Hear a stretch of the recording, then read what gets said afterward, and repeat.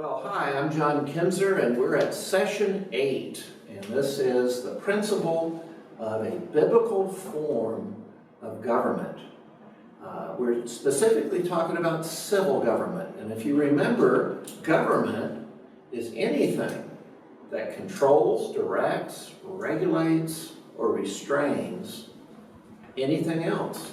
So parents are a government in the family. The policeman is a government for traffic flow and speed in your automobile. And God has a government. He controls, directs, regulates, restrains. But we also have civil government that passes laws, that maintains order in the culture that we live in. So civil government is an important thing. And what would be a biblical form of government? Well, right now you're seeing a foundation. And this foundation, as we talked about last time, that a foundation of a building is very, very important. You can see this foundation is in place, and you can see how big it is. You see how deep it goes. Because a foundation will determine how well that building stands. And last time, in session 7, we talked about the 2 buildings that were built. Both were built, and both got the same storms, the same stresses, the same difficulties hit both buildings, wind and storm, and they were shaken. But the one that was built on a rock stood. And we talked about that this last week. So we think about America, and we think about, many times people think about America's civil government. And America's civil government allows for liberty and allows for freedom. So I think it's probably important to define what is America's form of government. And America has a republic. A republic is a number of elected representatives that people elect that rule and make the laws. So this is a form of government where people are choosing their representatives. That's what a republic is. That's what a republic, the form that it takes. And we might ask ourselves, what are those internal things then? We've talked about the heart and the internal affecting the external. A republic is external. It's a form of government. What are those internal ideas, the internal traits that are needed to support a republic? What does the foundation need to be to have a republic? Well, I think there's 5 really important traits. A republic must have a value of the individual and the idea of individuality, because individuality is that God has made everything differently. He values things that are different. We shouldn't try to make everything the same. That's not valuing his principle of individuality. People are different.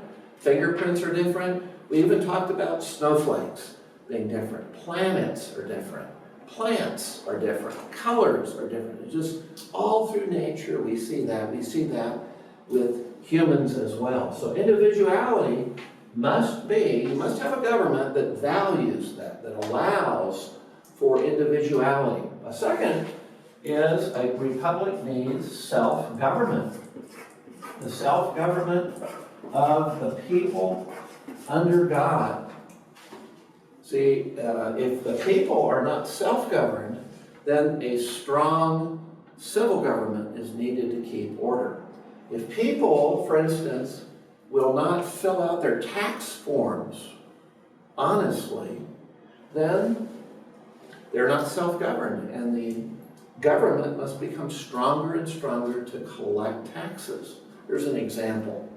Another thing that's needed is a recognition of property. Property. Some people might say assets for property. An asset is something that you own, property. All assets belong to God, and we're entrusted with those things. We're to be good stewards of those things. So government should honor private property.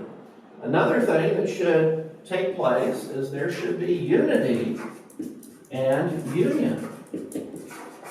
A republic should display unity, which is agreement. There must be agreement among people that then yield an external union. So this is very, very important. And you know what? The strongest type of unity is not forced on people. The strongest kind of unity is voluntary unity. You know, if my children will voluntarily say, Dad, I'll do that. I'll do that. Wow, that's great. If Dad has to force that agreement, come on, you got to do this. See, it's harder. It's harder. It's not as strong a union if it's forced. It really needs to be voluntary unity. And then we have Christian character. Where there's a Christian character among the people, people are loving, they're kind, they're thoughtful, they're obedient, they are trusting. When we see the fruits of the Spirit, when we see Christian character among the people, that also builds self-government, it builds unity and union. It's a very, very important thing. Now, externally, what are the external things that we would determine need to be in a republic? There's three things. There's three external features. The first one is representation. A republic should show representation. That means there's elections. People are chosen. You know, in the Bible, we see that in Deuteronomy 1:13. And I have that passage that I'm going to just read a little bit here, because Israel had a tribal form of government. Each tribe appointed or elected their leaders. God set in captains of tens, captains of 50s, captains of hundreds, captains of thousands. It almost looked like a big pyramid with Moses at the top and all these captains now helping the people decide rules and come to decisions together. This is what the Bible says. Verse 13, Deuteronomy 1, says, "Choose for your tribes wise, understanding, and experienced men, and I will appoint them as your heads." So we see that the people somehow chose wise, experienced men from their tribe. So they knew them.